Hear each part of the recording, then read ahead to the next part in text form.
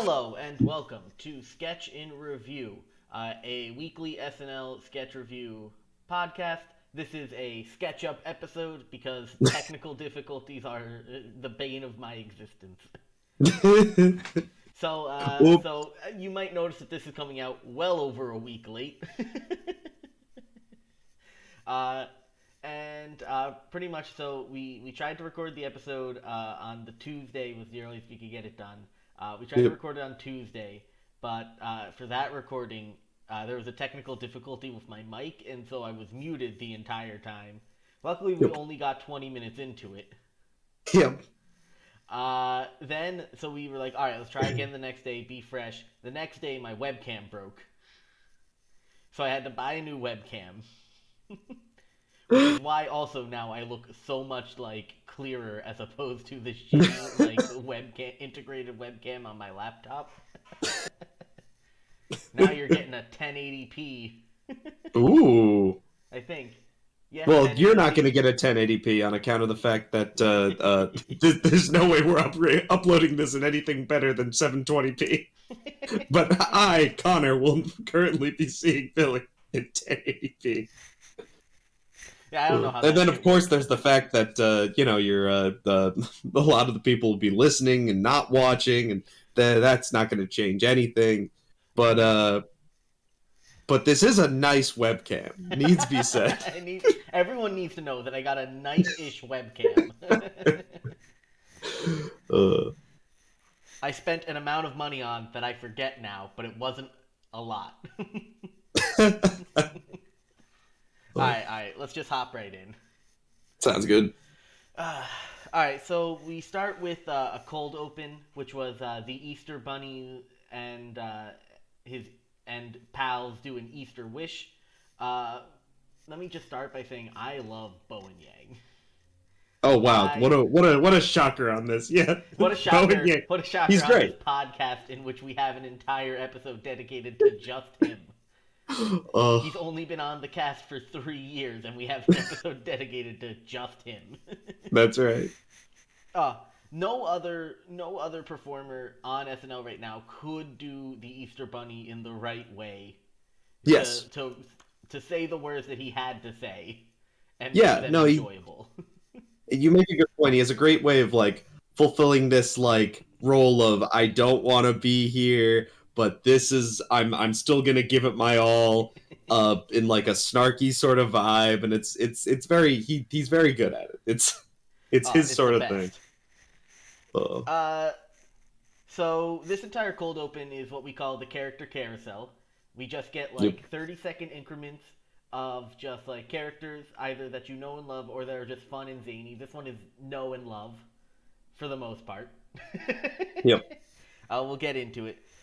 So we start off with back-to-back heavy hitters. Yep. We have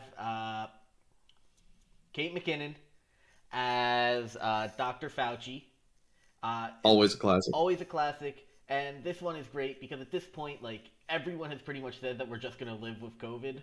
So she comes on and she's like, I'm not going to try to give you any precautions. I know you're not going to follow them. If you've got the vaccine, you're good. And if you don't, I don't really care. That's right. There's really not much more than we can say than like this is a bit we've seen before. It's a good bit. Happy to have it on board. Mm-hmm. And I think it was good because, you know, there was nothing like really important for like him to say. Otherwise, they would have done another CDC players cold open. So I think it was good to just keep it at like a very short 30-second bit. Get in, get out. We followed up with Cecily Strong as Marjorie Taylor Greene, which another just heavy hitter, quality fucking character, holding a full ass chocolate gun. Yep, it was very good. It was so realistic. Yeah, no, the way they do the paint, and it could have just been spray painted, and it's just the way it looks, but it looked like it was made of chocolate, and it's very special. I don't know that you're thinking about like I was thinking about like, hey, is it gonna melt in her hands? Is Yeah. it? Is she gonna bite the fucking The Oh, barrel off. That would have that been would have hype. been so cool if they put like a real piece of chocolate on the very end. Uh, It definitely anyway, would have melted because she had to stand under those stage lights. you're right. Still though, Although I think they make no melt chocolate, but I don't know. God, you can't trust that. Yeah, right. You can't trust shit like that. uh, then we get, I think it's our first recurrence of Chris Red as Eric Adams, mayor of New Yes. York. And he is such a fun character. I don't know if it's Mhm. anything like Eric Adams, the actual mayor of New York, because I don't listen to him talk. Because Yeah. let's face it, every mayor is gonna be fucking up. Yeah, it's true. That's the entire role. They should all be booed because they are inherently bad people. Yes.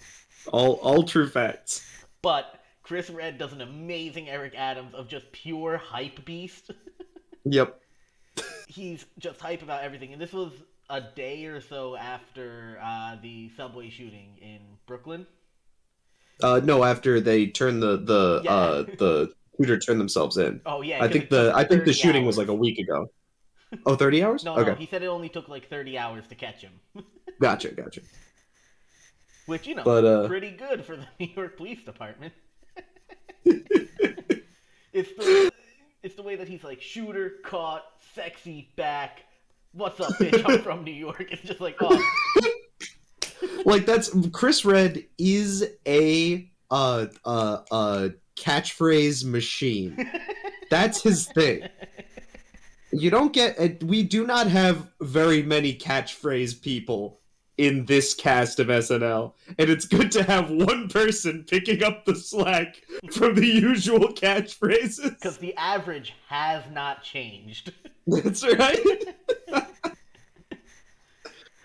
Oh, uh, also, he got in a solid Mets burn. I do have that in my notes, so I do want to make sure that we touch on it. That it was a solid Mets burn that we throw a parade every time the Mets finish a season.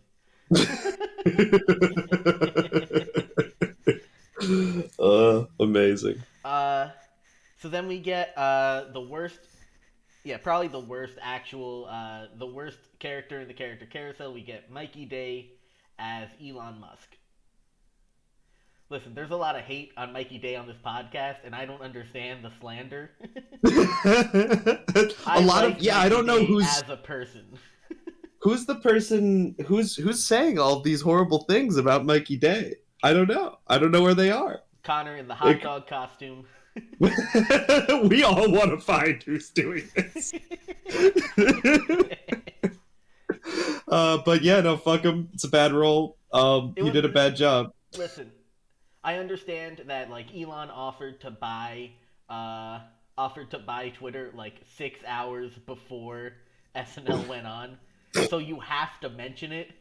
It's Yep. just unfortunate that nobody has a good Elon Musk impression nor good jokes about Elon Musk. Yeah. Yeah. I mean, yes. Although I will say I did giggle when he was like, "That was a joke. Do you get it?" Because I said "ha ha ha" afterwards. I was like, "Oh, yeah, I see the thread of funny." Yeah, that was when Mikey Day broke character.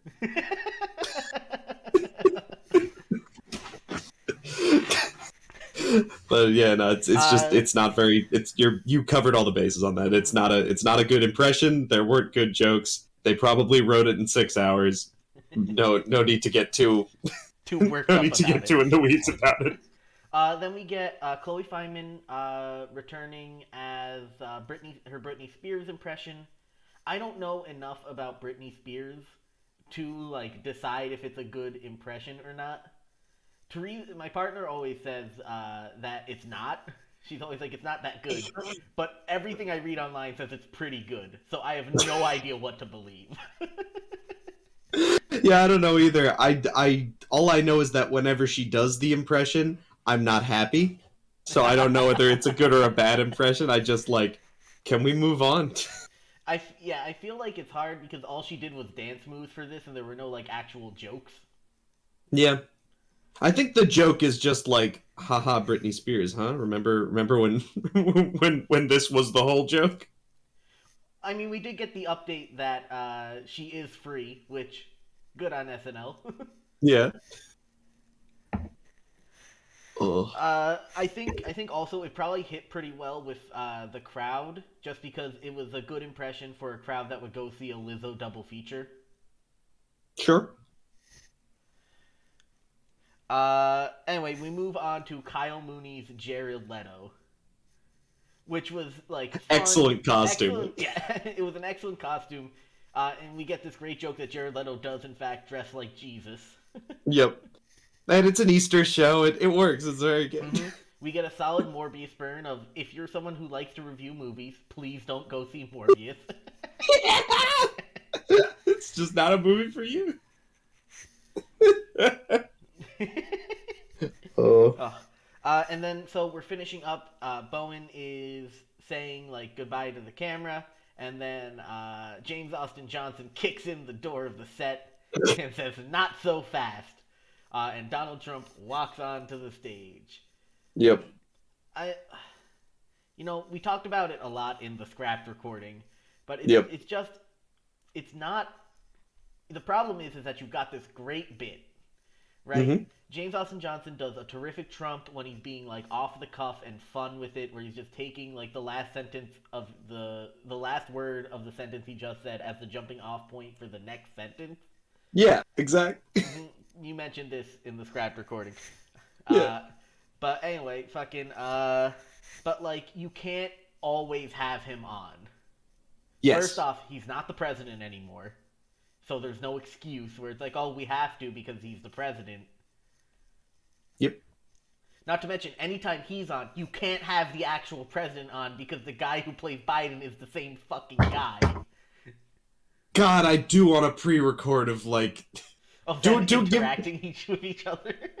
Yeah, like even if it's like a mid Pete Davidson rap music video featuring those two. Like But you know, I really I want think it. the biggest problem though is that I'm giggling the entire time he's on still. I'm just worried that like you're gonna use it too much and we're never No, gonna they've get the used funny it back. too much. I mean, yes.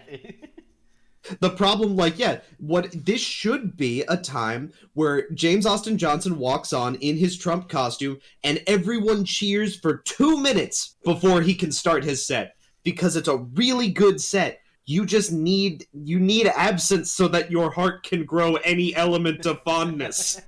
Because otherwise, we're just goddamn sitting here being like, oh, it's another fucking Trump bit, and you shouldn't be like that with one of your strongest recurring bits. It's not cool. Yeah. All right. Fucked up. Plus, we're all doing like Easter wishes. Wouldn't it be great if he came on as Biden and Biden's like Easter wish was for everyone to stop talking about how he should cancel student debt? or that's off the dome piece right now. Fucking like I'm sure we can come up with a better bit. No, yeah, yes. These are good things. These are all good ideas. All right, we can move on to the monologue. Okay, yeah. I get it that people love like Lizzo. Listen, I understand that Lizzo's gimmick of like pure positivity and like love and acceptance is great, and it should be out there and stuff. It's just not for me. Yes, it is, however, very much for me. Mm-hmm. I can't. I just that's not like how I derive entertainment, and also it becomes an issue when you decide to do that instead of jokes during an SNL monologue. Oh, she had some jokes. It was a good time. Oh, really? I don't know. Like her joke about remember that TikTok I did? Oh, that's a great joke, right? And the joke was that, like, I don't know why people think I'm having Chris Evans' baby. Maybe it's because I said I am. How is that a joke? That's not a joke. It's a joke. Oh, come on. That's barely a joke. It's a joke. The delivery needed a little work, I guess. Because, instead of her, like, burying the lead, she wasn't burying the lead as well as she could have at the very beginning. And then her delivery of the punchline was in like this "what's up" voice rather than a punch. So like the delivery was a little awkward for it to. The punchline was remember that TikTok I did where I said this thing. The punchline was, well, I guess I never saw that TikTok, so Neither to me did the joke so was not... yeah. Well, it's not remember. It's saying, hey, it's so weird that everyone thinks that this thing is happening. when you're the one that made that thing happen. Like, that's a joke. That is Yeah, a joke. listen. It has the elements of a joke. It's a joke. It could have been better told, but But it's hydrogen I like it. peroxide has the elements of water, and you can't drink that. Fuck. And listen, Lizzo does an amazing job in the rest of the episode. So like this is it's fine if the monologue is the weakest part. I just wish there were jokes. Yeah, I mean, I Also, I am a known hater of the sappy "Look how far I've come" monologue. yeah, no, if I recall, there were about 3 different times in this monologue where you could check off the Billy didn't like this bingo card. Specifically when I believe she says exactly the words "Look how far" or "and now I'm on SNL." That's it. It was literally going down the checklist of like what I hate in monologues. Also, just having the audience like sing back part of your song in the middle of it, while like fun and cute, also could have been used to make a joke instead. Yeah, it could have. I guess I'm just violently not mad at it. It's just a bunch of it was a nice person that's fun to listen to saying a bunch of nice things, and then the monologue ended. Mm-hmm. But yeah, enough on that. Let's get to the Let's get to the meat of funny. it. Let's get to the funny. So next up we have for the third week in a row a game show sketch after the monologue. I don't know why SNL and like each time the game show has gotten less and less like exotic in what we're doing with it. Yep. To the point where this one, the gimmick of the game show is is that the host is going to read a question, and you are going to give the answer to that question, That's right. and that is it. That is the entire gimmick of this game show. Yep, which is good. I mean, it's very rare to see such a focused sketch in SNL. I guess. The joke here is we're just here to do a regular ass game show, and we invited 2 people that want to play this regular ass game show, and 1 person that wants to cause trouble. And so Lizzo answers a question, and then it was the answer was supposed to be John F. Kennedy. yes, And yes, she said it's Bobby Kennedy. that's right. And then God, who was Chris Red? Chris Red was the third. It was Ego, Lizzo, Chris Red. Yeah. So Chris Red answers John Fitzgerald Kennedy. And then he gets the point, but Lizzo doesn't. And then she says, "Wait a minute, that's what I said." And so the joke here is that she refuses to accept any ruling by the judge or play the game by the rules, and she is slowly gaining control of this show by virtue of the fact that she's saying things that make the other people on the show want to listen to her. Yeah, I will say that this was probably the weakest sketch for me this entire show. Really? It's because, and we talked about it a little bit on the script recording. It's just that this entire sketch stinks of like bad improv and just awkwardness. Yes. To me, and I don't like that. No, that's fair. Like, that's fair. It feels like in a sketch you generally want to have 2 people with opposed goals, and they're both established in the same universe.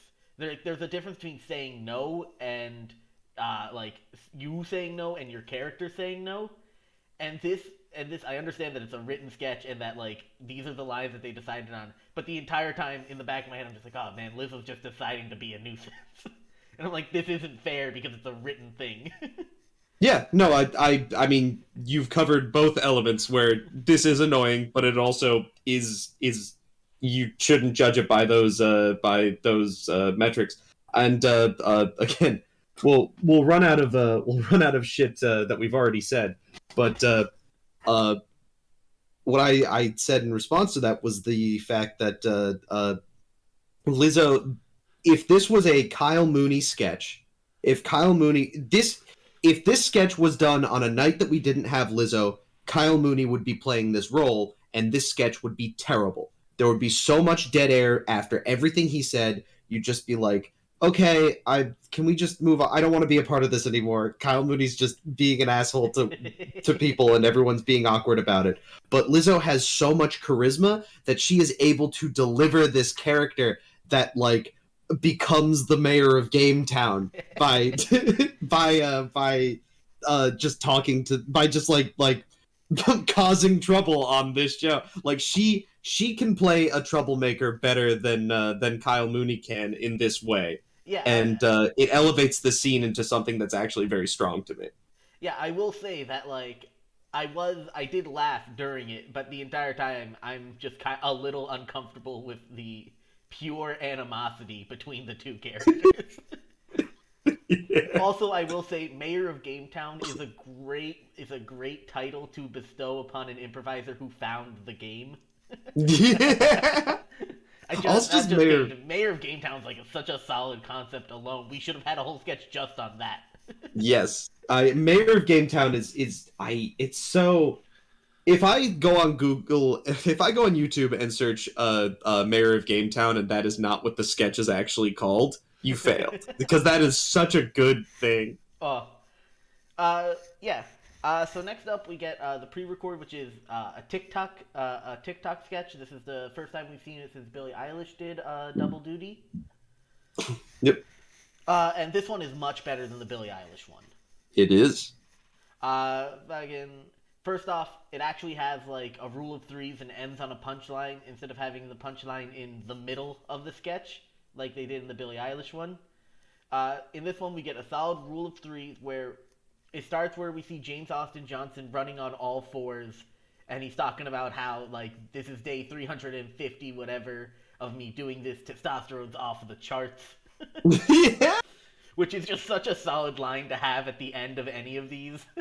Yep. Yep. It's We get halfway through Ego reacting to this video, so it reminds us that it exists. And then we get the punchline at the end, in which the mom says, "I'm sending your father up there to make sure you're studying."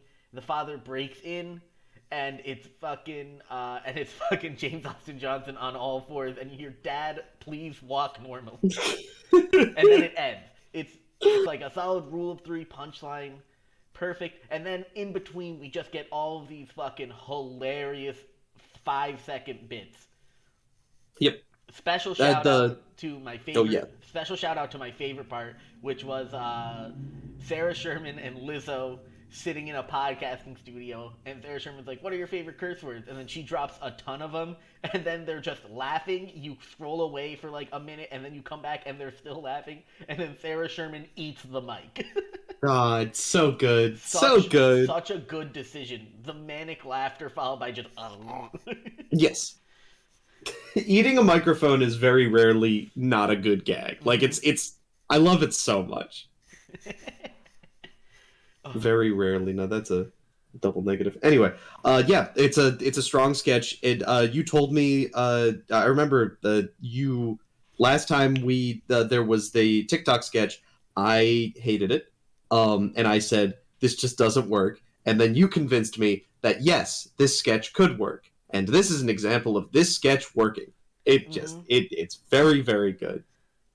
It's I the punchline is so brilliant. It's very good. SNL has a hard time handling TikTok, in which so far they've done probably like 5 or 6 TikTok sketches. And one of them worked. One of them worked. Woo! But anyway, we move out. We move out of the TikTok pre-record into the Black Eyed Peas sketch. And oh boy, this is a fucking solid sketch. First off, I think it's fun that they reminded us how out there their names all were for like 2008, 2009. in which they mentioned that William is actually Will I Am. Yes. They had an actual band member named Apple D App, and a band member named Taboo. Well, I guess And since then we've named Fergie three of them, also. yeah, none of these. When Fergie is your most normal name, You've got a fucking problem. But anyway, the entire gimmick of the sketch, I don't know if it is true or not. I read somewhere that insinuated that Lizzo might have been in the recording studio for the Black Eyed Peas as a producer. I have no idea just if makes it's it true. better. I have no idea if it's true or not, but I read it on the internet, so it's gotta be. Yep. Uh, and so her and Edie Bryant play producers for the Black Eyed Peas. Uh, and fucking and pretty much they're like, hey, so we're recording these songs. What do you got so far? And they're like, gotta get that boom boom boom. And they're like, why are you saying? Why are you That that saying? was that was what we gave you to like test for the rhythm. You were supposed to put words to that. Gotta get that boom boom boom. All right, what about boom boom pow? They're like, oh, perfect. This And sketch had a lot of things that I really liked. It was incredibly specific. It is the kind of thing where like this is not a your parents would understand this unless your parents are not much older than us.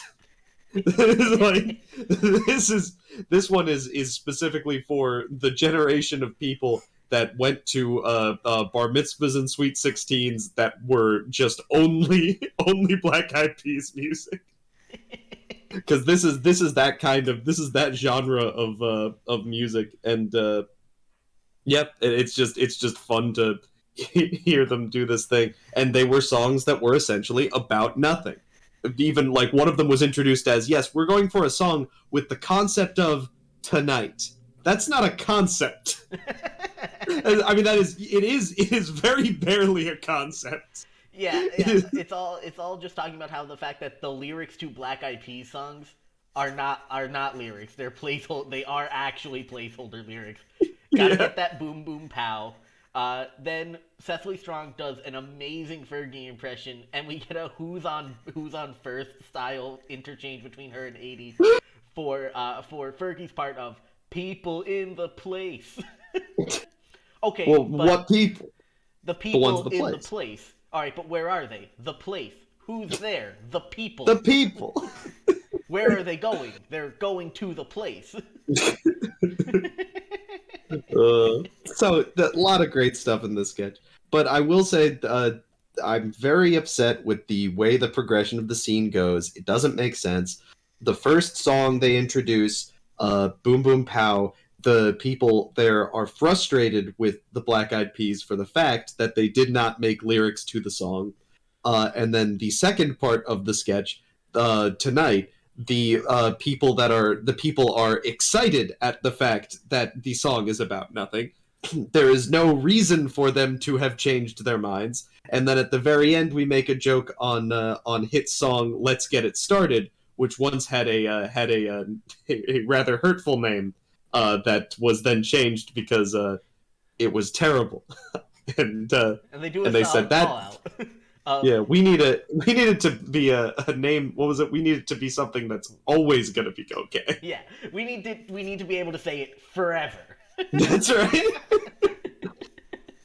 So my suggestion was, if you want to do that, it's a good punchline, or it's one of the strongest like straight up jokes in the show, or not the show, the sketch. Um, but it makes more sense if you put "Let's Get It Started" in between tonight and Boom Boom Pow, because they were very frustrated at the fact that the song wasn't about anything, and then you now have a song that is about one very specific thing that you definitely don't want it to be about, which would make them then relieved at the fact that tonight is about nothing. hmm Uh, so that's my pitch. That's my answer to, if you called me in at the very last second to fix this sketch, that's all I'd do. Yeah, listen, besides that, it's all very solid. I had a lot of fun in it, and it's just very Oh yeah. fun to like relive. This is on like the same vein as the Weezer sketch from a few seasons ago, in which Matt Damon and oh my god, what's her name? Uh, Leslie. Drunk? Hmm? Am I thinking of something else? Leslie Jones. Nielsen Leslie Jones. Jones. Matt Damon and I Leslie put Jones. Cecily Strong and Yeah. Leslie Jones together. Oh, uh, you had them just arguing about when Weezer was good, and one of them is very much like Pinkerton and before, and one of them is like Blue Album and after or whatever. And it's just when like obviously the correct answer is never. the correct answer is always. I'm glad that we Never do. and always. I'm glad that we do have the diametrically opposed views of Weezer. Weezer, I've said it before, I will say it again, I will never stop saying it. Weezer sounds like a bad Weezer cover band. Hmm. That's what makes them good. You know what? I can support that. I don't. It's not like I don't listen to Weezer. Exactly. All Weezer fans know Weezer is bad. That's right. But anyway, this falls into that where it's just super specifically about one thing, and we get that a few times in this episode. We get just a few things that are about very like specific things that you, that you might not like if you didn't grow up at the right time frame. You're not gonna get. Yep. Which is exactly the next sketch also, which is the Six Flags sketch. Oh my god. The Six Flags sketch is so funny. It just in the sense that it's so weird that like if it doesn't have the right like people in the right roles, it's Yes. not gonna work. And I think they casted it perfectly.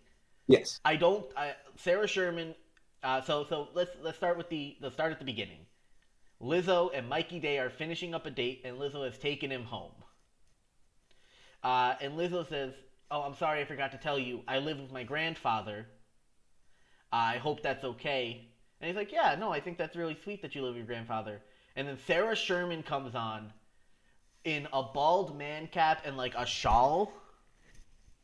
And like ratty fucking like full on hunchback, shoulders like wiggling as she moves to like simulate an old man. And and in like just a funny old man voice leans into Liz and it's like, "Oh, he's handsome." And then suddenly the music hits and it's the Six Flags like theme from the commercials, and she rips off the shawl to reveal that she is the Six Flags old man who was dancing, who like I was dances in very hurt. commercials. I was very hurt that, like you said, the Six Flags theme. That's Venga Bus by the Venga Boys. I wish there was a reference to those boys of Venga. Those No, it's good the Six boys of Flags Venga. theme as far as I'm concerned. For people who might not have been either alive or aware, in a time frame of I want to say since I remember television to about 2012. It couldn't have been that long. It must have been like 3 years.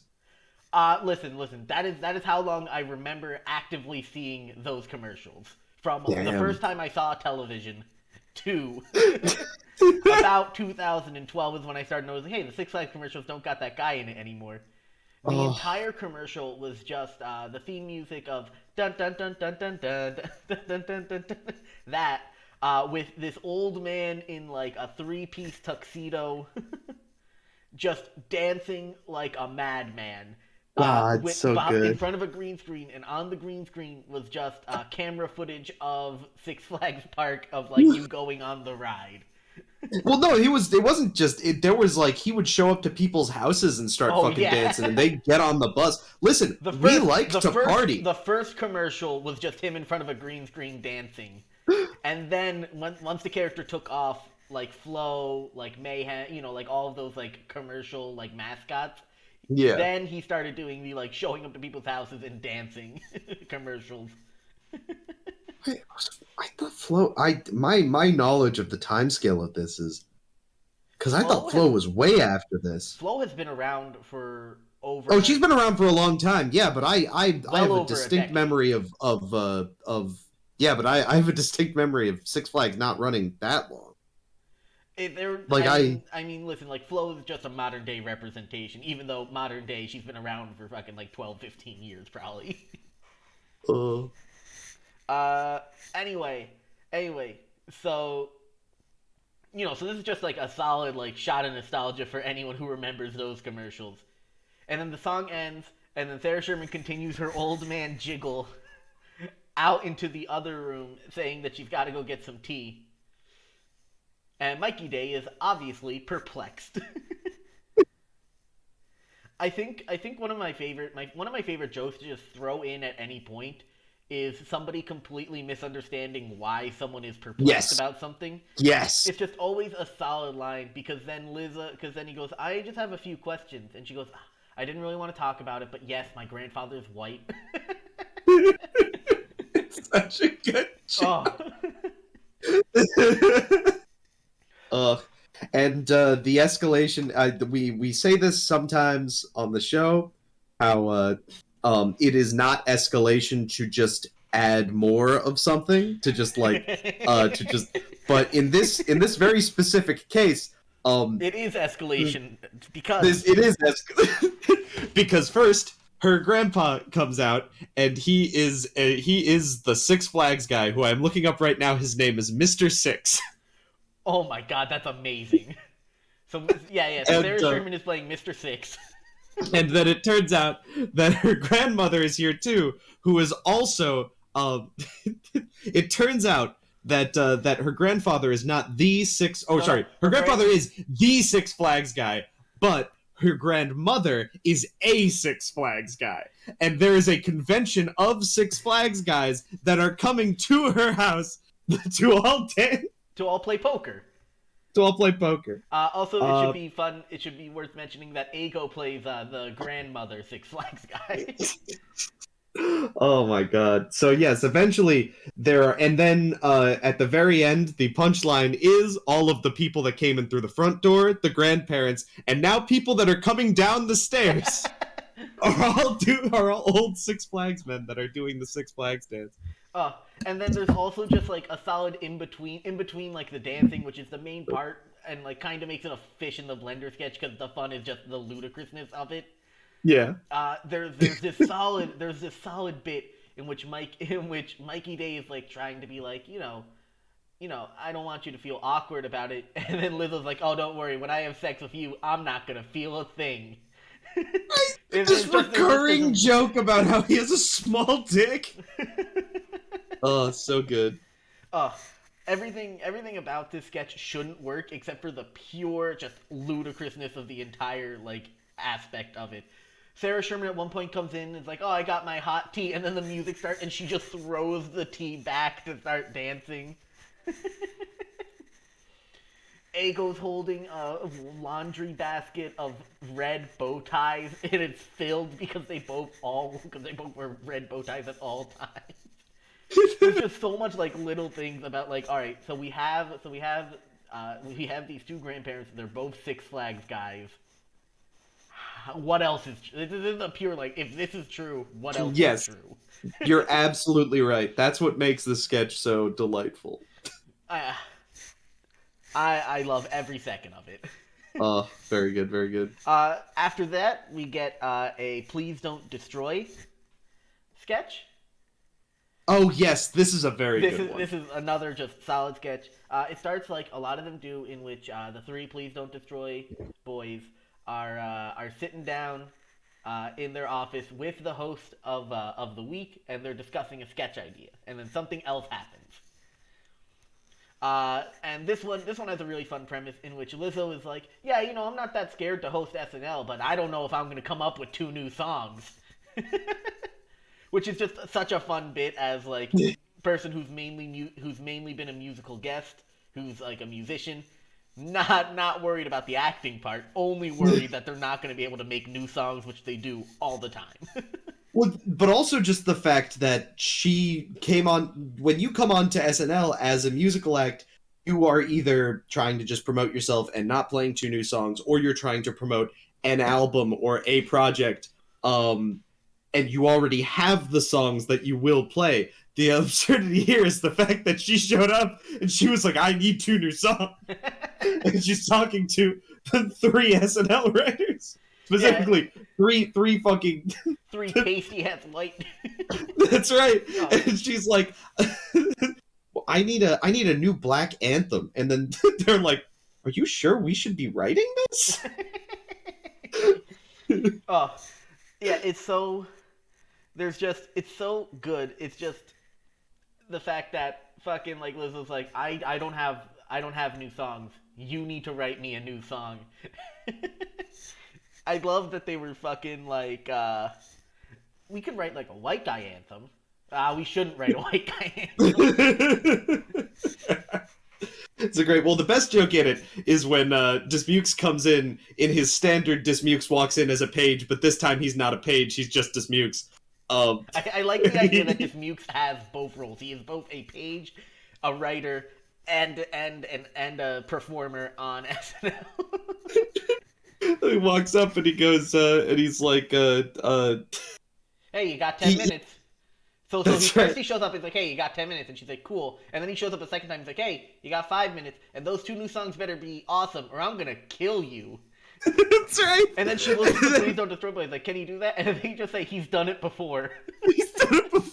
And then she's got this one point where it looks like all is lost, and she goes, ugh, I guess I'm just gonna have to go get murdered by Andrew Dismukes. They fit there's so many jokes per minute in a Please Don't Yes. Destroy sketch, because there's also Yeah. the running gag that Lizzo's like kinda into Martin. Yes. To the point, And like, to the point where like he starts singing a song about he loves his girlfriend and she pukes and he's like, was it that bad? And she's like, you have a girlfriend? oh my god.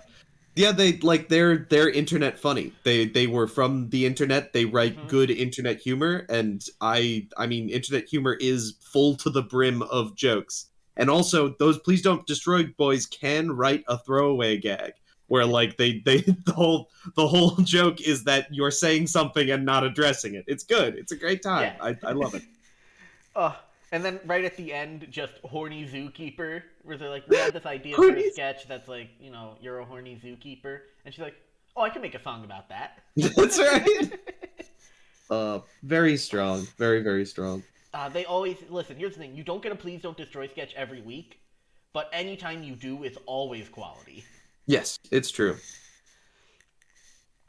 So we get Lizzo's first song, which I will say like had like well, I liked this song a lot, but I think I liked it just because it did sample from Rapper's Delight, which I just love as a song. And I think that it's very fun that we are now in an age in which you can sample a song that was originally a sample of something else. That's the way it's gotta be. Yeah, I should really listen to more Lizzo because I liked both her songs. I would really like them. Listen, It's they're something good that I would songs. listen to. If they come on, like I'm not going to actively pick to listen, but if they come on, I'm not upset. Yeah. It's not like LCD Sound System or something. LCD Sound System is one of those is a band that we saw. They were a musical guest that when we saw them we sped up, and then ever since then we've been turning around and backing over them every once in a while. Listen. It's important that we continue to take pot shots at the worst musical guests we've seen. Yikes! Not entirely unfair. God damn. But anyway, yeah. Again, like, listen, hey, LCD Sound System, call us. We'll give you the one piece of advice you need to do to succeed, which is fire that one guy. Although I will say, there are probably a ton of LCD Sound System fans who are like, no, if you fire that one guy, then, like, how are we gonna know what word we need to repeat the entire song?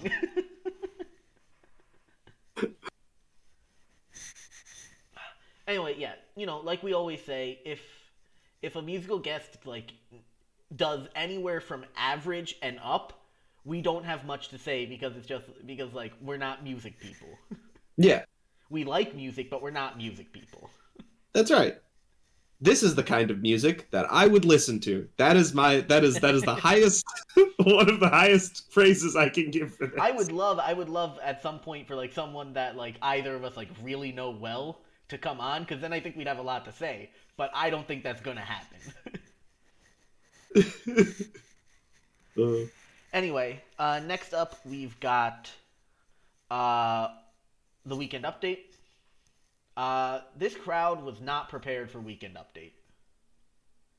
This crowd Yeah. came in being like Lizzo's gonna host and do a musical guest. This is gonna be a fun time of pure positivity. And then Michael Che and Colin Jost came out, and they were like, "What is this?"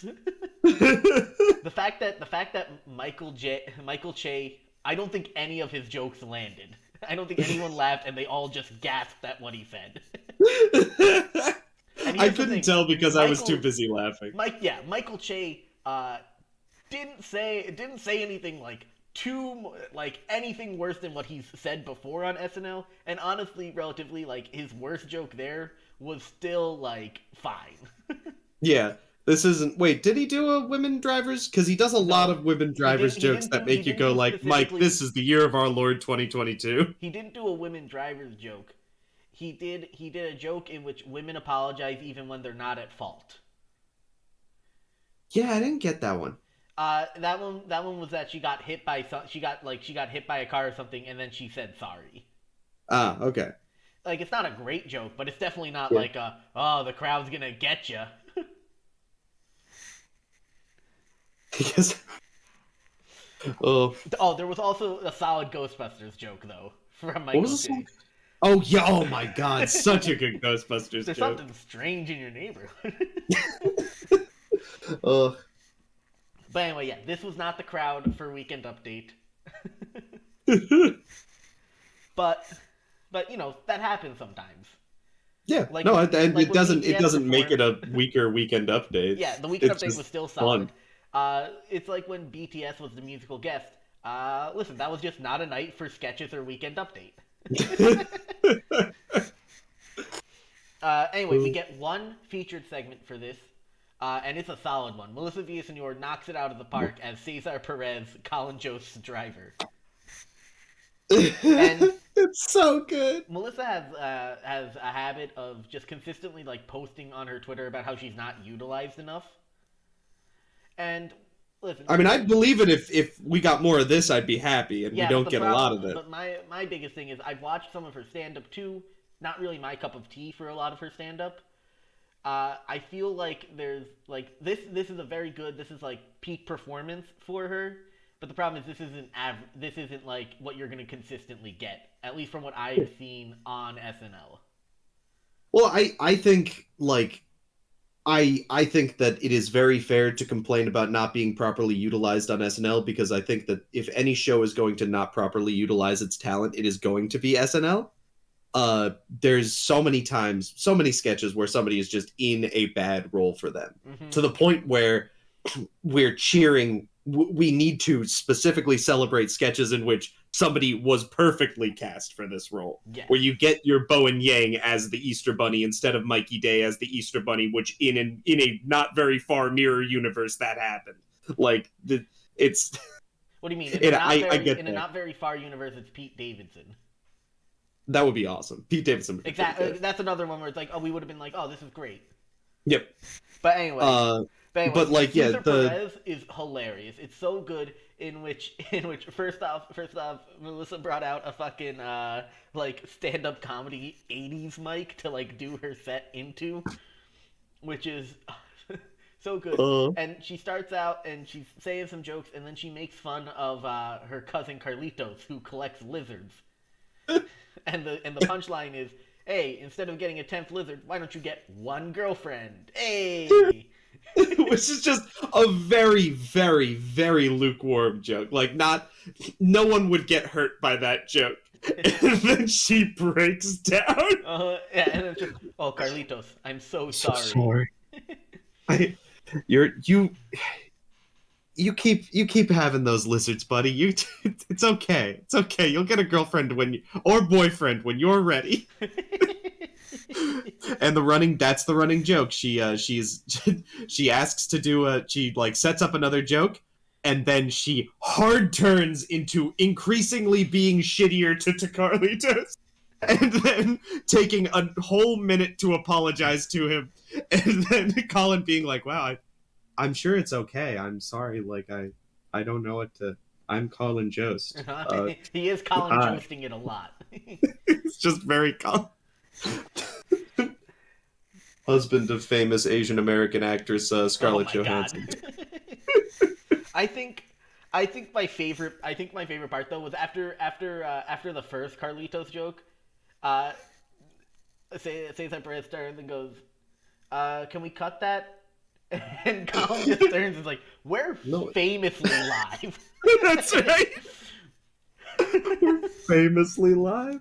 Which I think that's such a good bit for SNL to do during weekend updates because they did it during the Gay Oompa Loompa one too, Yep. where it's just like, we're live. How do you We not? are It's in the title. famously It's live. in the title of the Oh.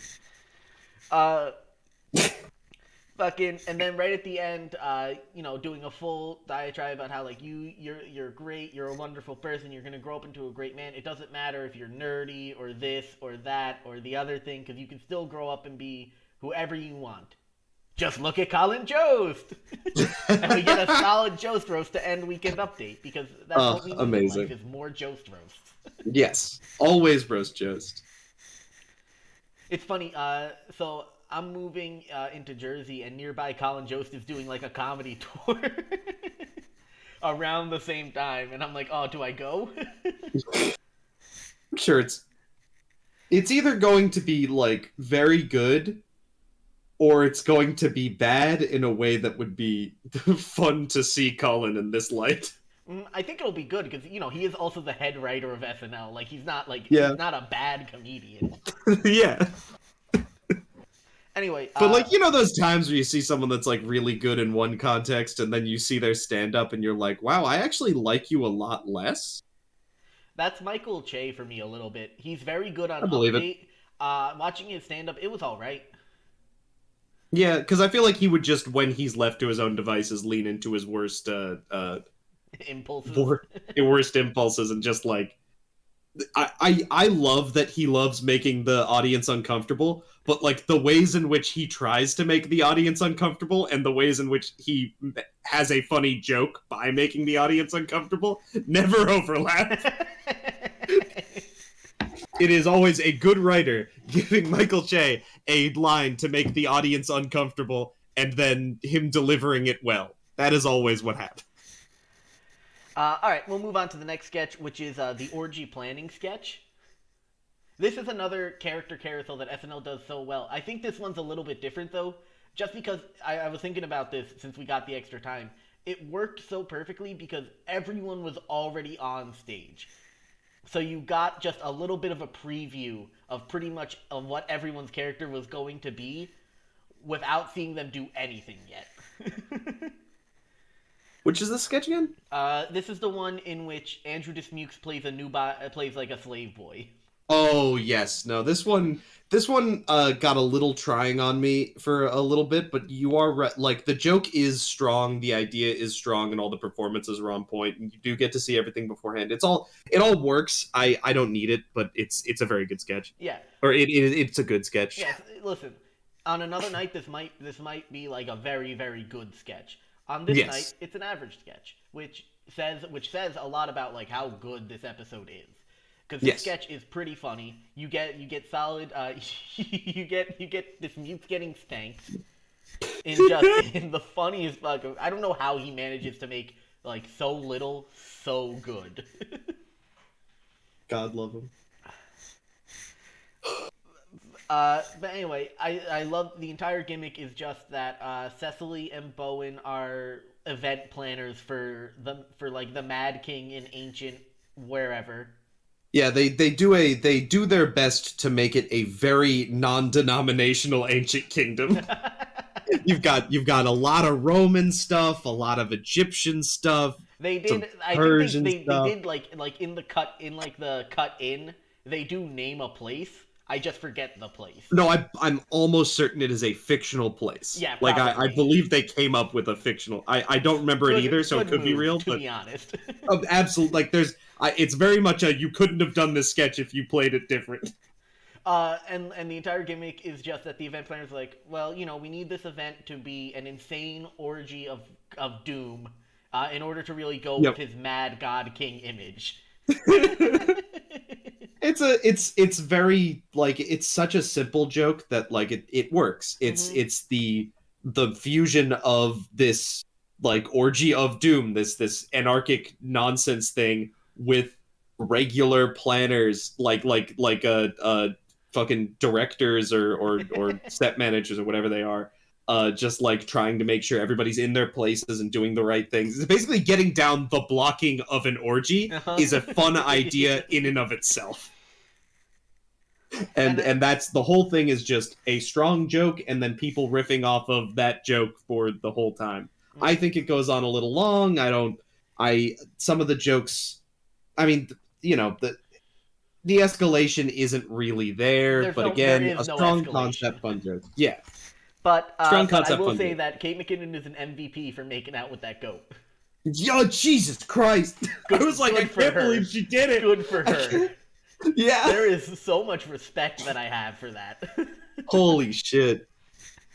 God damn. And I think there it was a fun joke at the end that it was like, you know, some NBC executive's 10-year-old kid as Yeah. as the Mad God King. Yeah. It's a punchline. Is it a great punchline? No. It's a functional punchline, and that's more than we can ask a lot of the time. hmm So after this, we get Lizzo's second performance, which was her song "You're Special." At least I hope that's what it's called because you say that every 10 seconds. Uh, Listen, it's a solid Lizzo song. It's very much about positivity and loving yourself and all of that, which I've mentioned a little bit earlier. Not for me. It's for other people. It's not for me. Love it. Always here for it. But it's a good song. Once again, Yeah. if someone put it on, I wouldn't like complain. I think that's all Yeah. we got for Lizzo too, right? Yep. No, I like the music. hmm Hey, listen, if you want a better Lizzo dissection, find someone else. Yeah. Find Lizzo cast. Yeah. Find... Find the Lizzo cast. Next up, we have the DeVry Symphony. Another winner. This one felt like average to me. It was like Yeah. fine. Yeah, it was It's well, what it is genuinely, or I guess not as, it's a fusion of the more lukewarm but still ultimately successful parts of both the orgy sketch and the opening sketch, or not the opening, the game show sketch. game show sketch. It's There's not really a lot of escalation. It's a strong concept. We just kind of do it for a while. The characters are kind of fun, and it happens. The whole story here is that we don't have a chief flautist, I believe, Yeah, that's the and proper name. yeah, and we this one eccentric cast or manager comes in and says, "I've got the best flautist in the world for you." And she shows up. She immediately knows how to play it. The problem is she can only do it while twerking. Also, she doesn't wear a suit, and that's also an element of the joke. And the whole thing Also, is, Chris Red is playing like the most '70s character I've ever seen. thank you. Yes, that is Like also. the manager is ripped straight out of the '70s. Ugh. And yeah, as it goes on, she everybody loves her. The guy in charge is a little stuffy about her. Um and then they say, "Well, we're the Fry Institute Orchestra. We can't We can't have we just can't have one per yeah, we can't have one person twerking." And then 80 Bryant comes up and says, "Then we will all twerk." And everybody twerks and plays their instruments, and it's fun. hmm I like I'm sounding very down on this sketch because something didn't click for me overall, but Yeah, like it's not, it's hard to point out what it is. It's just it's still funny. It still works. Yeah. it just There's just no escalation. yeah. I think it's Sorry. just the lack of escalation, the lack of like a real punchline over "Ha, Lizzo's Mm. twerking," Yeah. and it's like that's not a joke. That's just a fact. That's just a blocking motion. Yeah. It's not Listen. There were yeah. some fun jokes in which the stuffy director was like, "We don't want that," and then you know Keenan and the guys are like, "Ah, don't speak for everyone." That's right. And then my other favorite was when everyone's like, "Yeah, come on, give her a shot, give her a shot," and then Kate McKinnon in the back on the heart just, "Don't be racist." Yes. The Kate McKinnon giving the fucking death eyes. Well, when you So put good. it that way. I don't know what this sketch needs to like be to be perfect. I don't. I think it needs to be a different sketch to like just entirely. I feel like this was Maybe. like a fun. This would be a fun improv scene. Yes. This is a bad sketch. It's not. It's not a I bad sketch. It's just like this is a sketch that doesn't like leave the starting gate. I don't. I think that there's something you can do with this. I think that you need to like rewrite the characters on a base level. Like it might just need more. This might be a very sad situation where you just need more funny. Where you Yeah, like or you need more jokes, probably. yeah, like maybe if there was less pointing out what was going on and more making jokes on the situation, heighten. This is it. This is if you really want a very simple answer, make instead of making the stuffy head of the group the like just a kind of stuffy milk toast loser, make him a hyper stuffy antagonist and then make the jokes at his expense. Then we have something, we can go somewhere. Everybody's getting more and more into the thing, but this guy he's got to go, and so we shout him out, and then Chris Red is now in charge of Yeah, doing it, perfect. and now we're playing a completely different song, and it's all like I like maybe that's the way to do it, but the sketch as it is just a little lukewarm. Hmm. Then we move into our 10 minutes to one sketch, the Oh, I Beanie thought this Baby was sketch, ha. which is the third in their three just hyper specific, you had to be there type of sketches.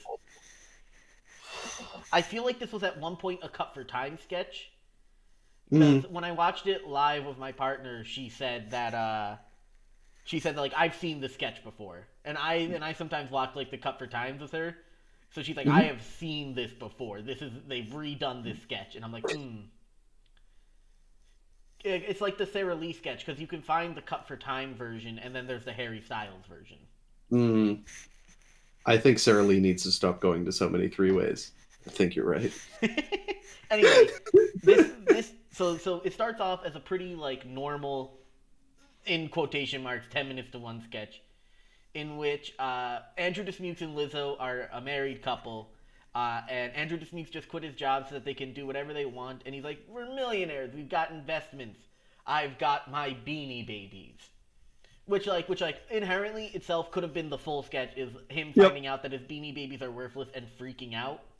Yes. But Also, it could be a fun sketch to be the landed elite of Beanie Baby billionaires. That is also a fun world to explore. It you've opened yourself. That sentence is a beautiful sentence that opens yourself up to worlds of possibility, and all of them are wonderful. I think if this was a sketch show, we would have seen the landed gentry of the billionaire Beanie Babies. But because it's a 10 minutes to one sketch, we have to go back into the real world. Sure.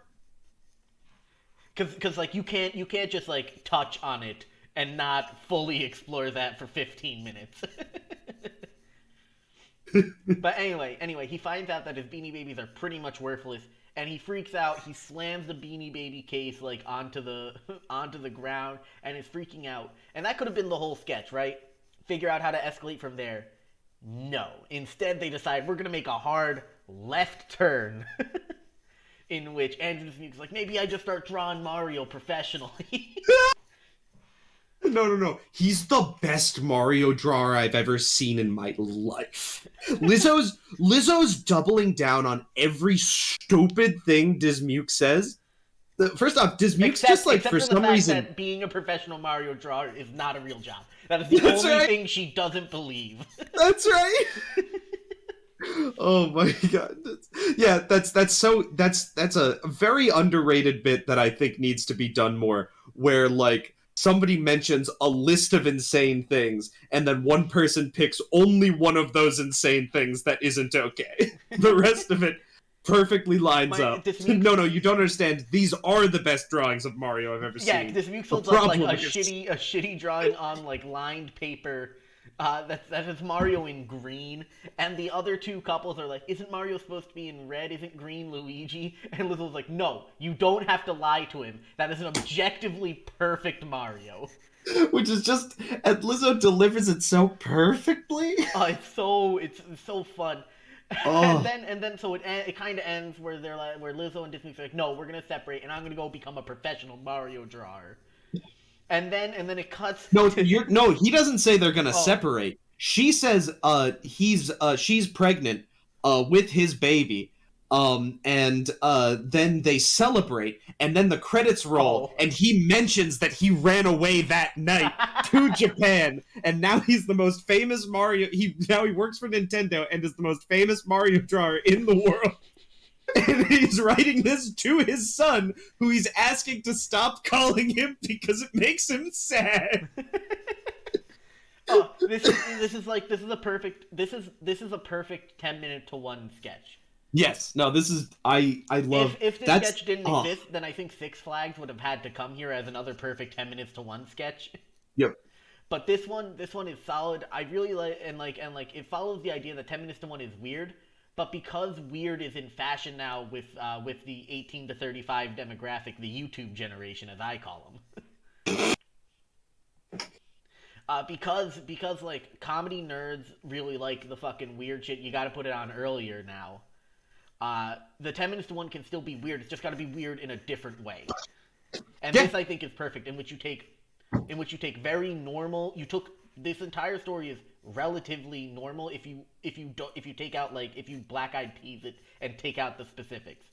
A man and wife have investments that they find out are worth nothing. She's pregnant. He leaves to find a new job and abandons his family. Yeah, That's a if this was an normal. NFT sketch, it would suck. That is a normal that is a normal story. But all they did was they took out investment and put in Beanie Babies, and then they took out leaves his family to get a new job and put in professional Mario drawer, Perfect. which is such like a there are animators, right? that will professionally draw Mario, but no, he's a professional Mario drawer. That's right. Is he a concept artist? No. He is a professional Mario drawer. We have him on staff to draw Mario. Oh, uh, but yeah, no, this sketch is that like solid I ending. went up I left later that night, and I went to Japan, and I became the most famous Mario drawer. That's a pretty good for someone that died later that day line. That's up there with horse sketch. Like, that's how good Mhm. this is. Yeah, the famous horse sketch. The famous horse sketch. All right, so every week we do superlatives. For the week, we have an offensive player of the week, defensive player of the week, and sketch of the night. We're going to start with offensive player of the week as we always do. The offensive player of the week is someone who plays the weird character. They're very strong in scenes. They generally are the person who brought the weird to the scene in order for it to move forward, uh, and is generally the focus. With that being said, I assume we both have the same person for this. I don't think so. I Really, could be because wrong. I'm doing Lizzo. Lizzo is the offensive player of the week for me.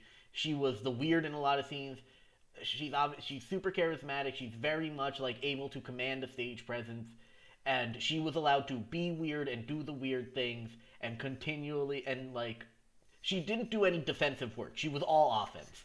I would disagree. I would say she definitely did defensive work. I was going to give her defensive, though you are right. She commanded scenes. She was in charge. So I'm leaning up. She was a star player of this show.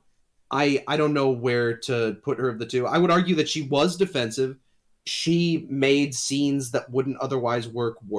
She was Yeah. always there. She can always return a line back to you. She's a good scene partner. All of these things are very defensive, but you are right. She could also bring the weird. I'm going to, for offensive, put Chris Red because he did a really great job tonight. And if I could put Lizzo in either spot and I can give Chris Red a spotlight for this, I'm going to do it. He did a great job with the mayor of New York. He did an awesome job with the '70s manager. He just every time he showed up, He had a brand new character, something cool. Well, not He brand new. nailed He had a very Applejat. powerful character. Apple, yeah. He every time he was on stage playing something, he gave it his all, and he could command a scene for whatever he needed to do for that. So I'm gonna give him offensive merely just so that he can be on the board. But you are right. Lizzo is a great offensive hmm pick. Yeah. So we can go over it when you give her defensive player of the week. I am interested in what like specifically she defended in the show. Not necessarily that she has the ability to be defensive, but specifically. But anyway, uh, we'll move on to defensive player of the week. Defensive player of the week is, as Connor mentioned, there's someone who turns bad scenes to good, or at least average. They are generally the building blocks. They're generally going to be the straight man. They don't have to be, but they will generally be the normal person in a scene. And their job is just to push the weird up and make sure that we see it and laugh at it. Yep. If you want two examples for Lizzo as best defensive player, Mm-hmm. she was the backbone of the Vengabus sketch, the Six Flags. Okay, Um, that's fair. he was she set up all of these situations for the players to do their thing, and she also had solid jokes on top of that, able to play off of the weirdness, just very good there. She was a very low key character in the. She was the weird of the Philharmonic sketch, but she was a very low key character in it. Her whole thing was just that she played while twerking, and she was able to hold that. And again, can still deliver the funny, can still be there. A lot of defensive players don't deliver the funny as much as they set up the funny. She can do both, but regularly she gives the backbone to a sketch, and she I don't think there was a sketch that would otherwise. Also, she bolstered Dismukes so hard in the last one. Like without Dismukes would not have flown as high without her hyping him up. So she's just defensive, just again very offensive, but also very defensive. Just an excellent performance tonight.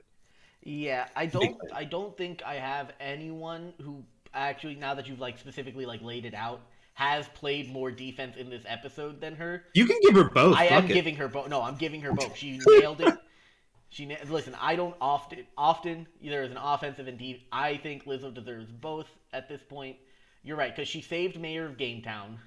Yes. She saved Mayor of Gametown. She is the backbone of the Six Flags sketch, which is a lot of points for me uh, for that. Just because spoiler, that's gonna be my sketch of the night. So if you're the defensive player in that, yeah, definitely Lizzo is also my defensive player. So we've got last things last. We've got sketch of the night. This is just our favorite sketch of the episode. I already said mine's gonna be the Six Flags sketch. It's weird, it's niche, and it's just so like there's the aspect of like fish in the blender where you've got this old man just dancing to the music and he's throwing shit out of his hands in order to do the full dance moves that just makes me like so happy. And then Oh. afterwards, my favorite is that Sarah Sherman comes out, it's like, I've got my hot tea. The music starts, she throws it up, does the dance, and then immediately after, oh, I spilled my tea, and then went back to get more. I love this sketch so much. Connor, do you have a sketch of the week? Yep. It's got to be Beanie Babies for me. Mm-hmm. It tickles a lot of my favorite things. It's just the layers of weird, the way they interact, the everything that's the performances. It is a joy to watch. I love all the possibilities. I love how it explores those possibilities. You kind of forget that the other people are in the scene. Yeah. Uh, but like between Lizzo and Dismukes, they can just they essentially just gave like this two-part monologue, this like whole arc of these characters, and then nothing makes me happier than a freeze frame and then a pretty good for a guy who died later that day style like hard left turn right at the end, like third left turn at the end. It's just it hits a lot of my favorite things, and it's definitely my sketch of the night. Mm-hmm. So that's what we thought. If you have thoughts and you want to email us, tell us how great Lizzo is, tell us how bad Lizzo is. I mean, we'll read it to make fun of you, to make We will. sure. Yeah. You can email us at billyhatemail@gmail.com. That is a real email address. We check it occasionally. Uh, and until next time, support local comedy. So long, everyone. Bye.